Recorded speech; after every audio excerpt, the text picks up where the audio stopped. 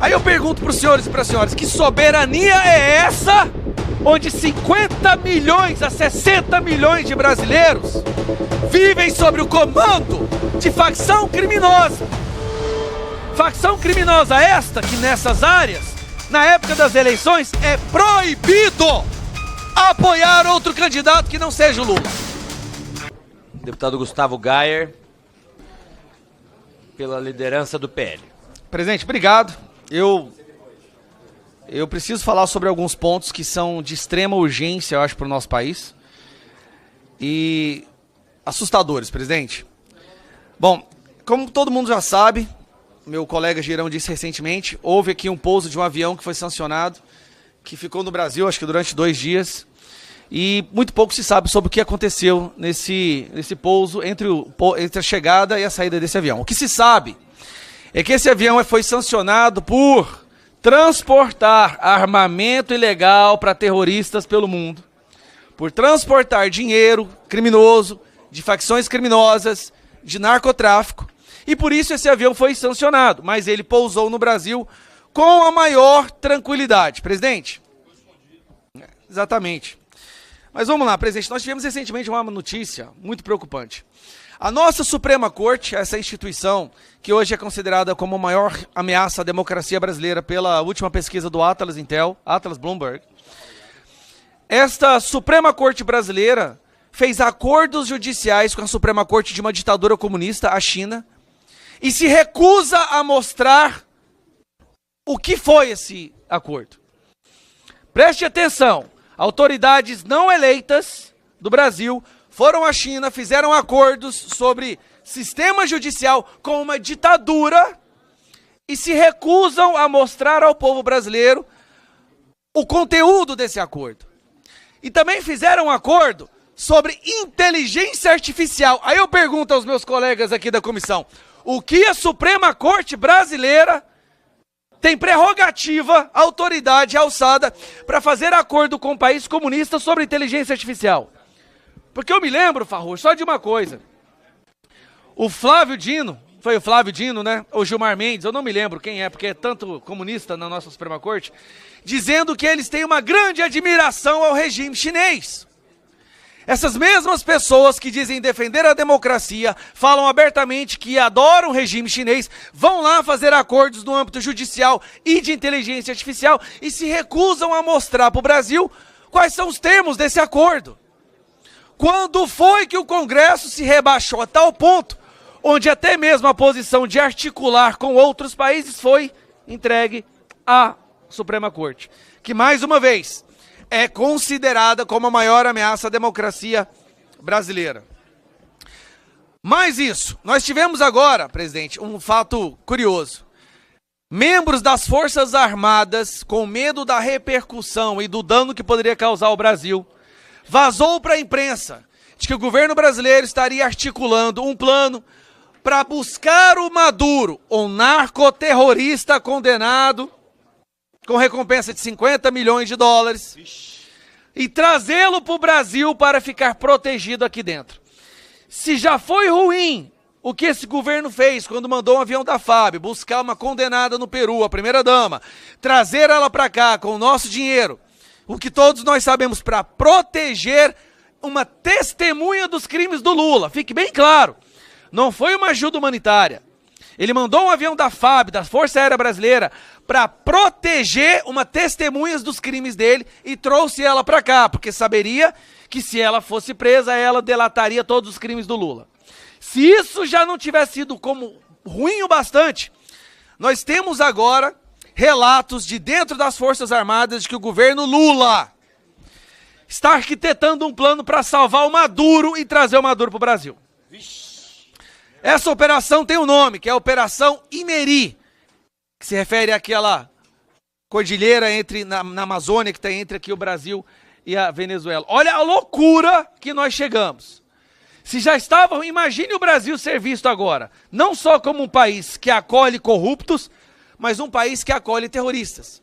O que não seria uma notícia nova, afinal de contas, com a última sanção Magnitsky, 15 pessoas dentro do Brasil, além do Alexandre de Moraes, também foram sancionadas. todas envolvidas com tráfico humano, narcotráfico, Hezbollah e Hamas. Agora nós teremos um narcoterrorista Maduro vindo para cá. Pois então eu peço para que o governo americano escute isso e execute esse vagabundo antes do governo trazer esse traste, demônio, para o nosso país. Não, Farrur? Solte um míssil na testa daquele terrorista amigo do Lula. Vai ficar complicado, né? Menos dinheiro do narcotráfico, menos financiamento para a esquerda brasileira. Bom, soma-se a isso o fato do Brasil ter se retirado da Aliança Internacional em Memória do Holocausto, algo que não tem nada a ver com política. Nada. É uma aliança criada para impedir que o que aconteceu da Alemanha nazista contra os judeus volte a se repetir. Para que as pessoas jamais esqueçam o que aconteceu. O Brasil se retira dessa aliança. Se retirar dessa aliança é demonstrar a intenção de fazer de novo o que o Hitler fez. Porque a existência dessa aliança é manter viva a memória das pessoas que sofreram nos campos de concentração e foram executadas. Se retirar dela é dizer claramente, olha, queremos repetir o que o Hitler fez. E aí nós temos que ver o ministro de Israel dizer que está preocupada porque o presidente do Brasil mostra traços antissemitas iguais a Hitler. Mas quem critica o Lula vira nazista, de acordo com a imprensa brasileira, nazista e fascista. E para concluir, presidente, como nós estamos aqui em relações exteriores e nossa defesa nacional, senhor presidente, eu acho que o senhor viu um estudo de uma universidade americana, se eu não me engano foi Stanford, que mostra que no nosso país, que o PT fala que é soberano, 26% da população vive sob o comando de facções criminosas. Prestem atenção nisso, meus amigos. 26% do povo brasileiro não tem medo de cometer um crime e ser penalizado pela polícia. Não tem medo de não seguir as regras do Congresso, do Brasil, da Constituição. Eles vivem sob o domínio de facções criminosas. Como disse meu amigo Girão, uma delegada recebeu a ordem de uma facção criminosa de sair de onde ela mora, porque a facção criminosa não queria que ela morasse lá. Sabe o que ela vai ter que fazer, Gilberto? Ela vai ter que ir embora. Claro. Aí eu pergunto para os senhores e para as senhoras, que soberania é essa onde 50 milhões a 60 milhões de brasileiros vivem sob o comando de facção criminosa?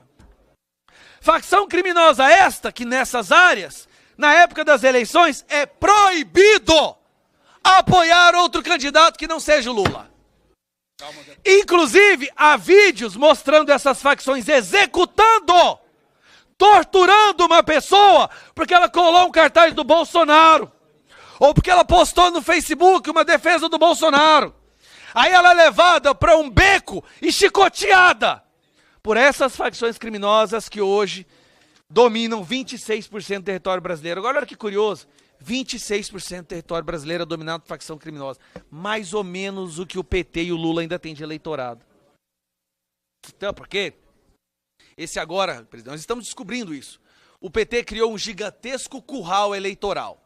Aquilo que antigamente era conhecido como curral eleitoral, ali em pequenas regiões, em estados, normalmente em regiões mais pobres, o PT criou o curral eleitoral do PCC e do Comando Vermelho.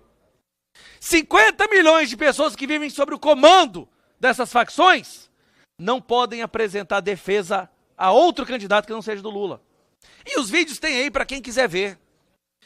Então, presidente, para concluir, se nós queremos realmente defender a nação, se essa é uma comissão da defesa nacional, os nossos inimigos não estão fora do Brasil, presidente. Estão aqui dentro, crescendo a cada dia e hoje dominando 26% do nosso território. Imagine, presidente, você acordar e ir trabalhar e ter que pagar pedágio para traficante. Ter que ter medo de falar alguma coisa que o traficante não queira. Ter medo de apoiar um candidato que o traficante não quer. Essa é a soberania do PT. E o medo do PT, quando o governo americano quis considerar o Comando Vermelho e o PCC como terroristas, é porque o PT ia perder o voto deles.